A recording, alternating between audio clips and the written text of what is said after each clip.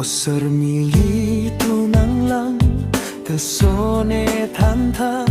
ng joksi ng ronding man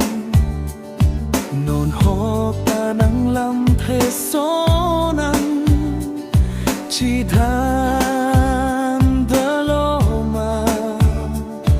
ng tipu kenon kiwang aning kan pusi ng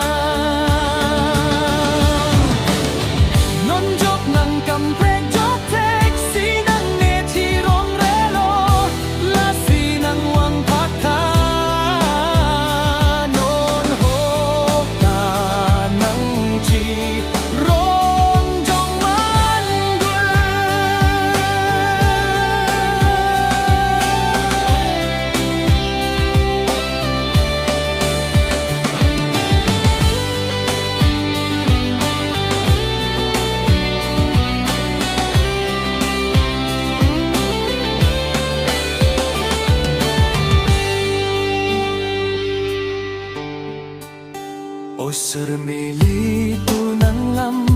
desone tanta ng joksi ng ronding man non hopa ng lam tesonang chiden deloma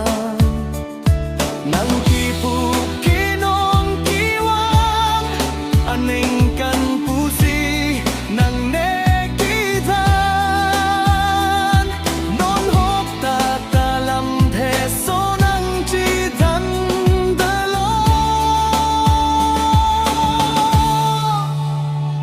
muwe